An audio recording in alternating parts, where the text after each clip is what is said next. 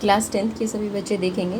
बेटे मैंने बहुपद की जो है इंट्रोडक्शन पार्ट जो है वो पहले ही 2-3 लिंक मैंने आपको भेजे हैं बहुपद के, जिसके अंदर बहुपद को समझाया गया था कैसे बीजीय व्यंजक बहुपद होते हैं, बहुपद की क्या कंडीशन होती है, गुणांक क्या होते हैं, ये सारी चीज़ें।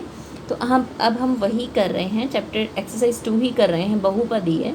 तो एक वो बता रहा है कि आपको कोई मानक समीकरण, देखो क्या होता है ना, मानक समीकरण का मतलब होता है जनरल फॉर्म जो है समीकरण की, ये एक मानक समीकरण है।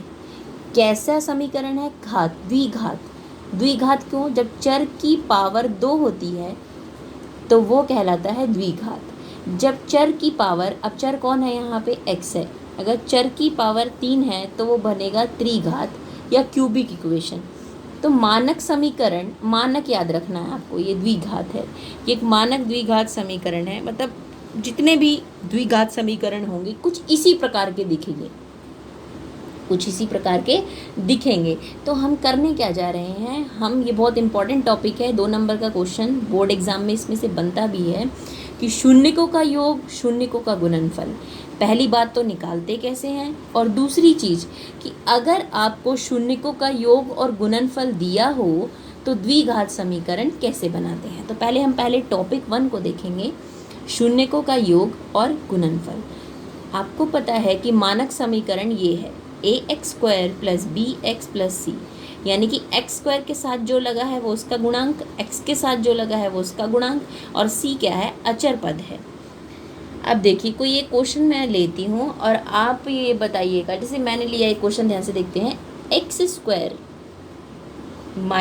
2x - 8। अब एक बात बताइए, क्या ये वाला द्विघात बहुपद बोल सकते हो? ठीक है, क्योंकि ये इक्वल टू समथिंग अचर नहीं है, ठीक है, यहाँ पे इक्वल का साइन नहीं, तो ये इक्वेशन नहीं है। x² - 2x - 8 ये एक द्विघात बहुपद है। दिख कैसा रहा है? ऊपर वाले की तरह दिख रहा है ना, दिख रहा है कि नहीं? यहाँ से क्या आप इन दोनों चीज़ों को कंपेयर करके a, b और c का मान निकाल सकते हैं। देखो यहाँ पे x² के साथ कौन था? a, तो यहाँ पे x² के साथ तो कुछ है ही नहीं, कुछ है नहीं का मतलब क्या है? 1 है, यानी कि a की वैल्यू यहाँ पे क्या हो गई? 1।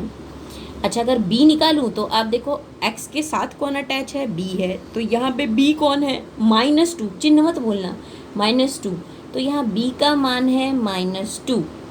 और यहाँ c, यानी कि अचर पद यहाँ क्या है? -8, तो यहाँ बेटा c का मान हो गया -8, यानी कि a का मान है, b का और c का। आपको ये याद रखना है कि शून्यकों का योग बराबर में होता है, ये फॉर्मूला होता है -b/a, और शून्यकों का गुणनफल बराबर होता है c/a।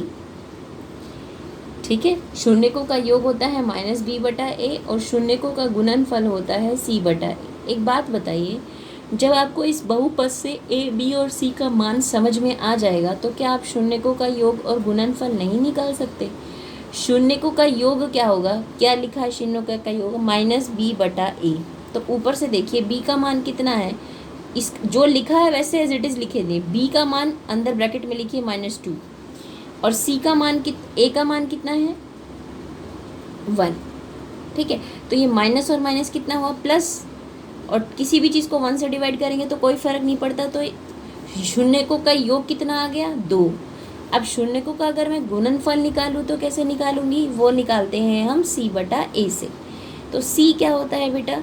c इसमें क्या है? -8, और a इसमें क्या है? 1, तो उनका गुणनफल क्या हो जाएगा? दोनों शून्यकों का -8। एक बात हमेशा याद रखना, जिसे हम किसी चीज़ को रिप्रेजेंट करते हैं उसका तरीका होता है ना, वैसे हमेशा हम मान के चलते हैं कि अगर कोई द्विघात समीकरण है या द्विघात बहुपद है तो उसके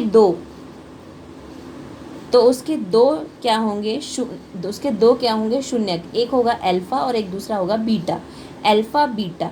यानी कि यहाँ पे अगर इस द्विघात बहुपद के 2 शून्यक हैं, अल्फा और बीटा, तो शून्यकों का योग यानी कि alpha plus beta alpha plus beta का फॉर्मूला क्या है? -b/a, और इन शून्यकों का गुणनफल यानी कि अल्फा इंटू बीटा, यानी कि अल्फा × बीटा किसके बराबर है? c/a।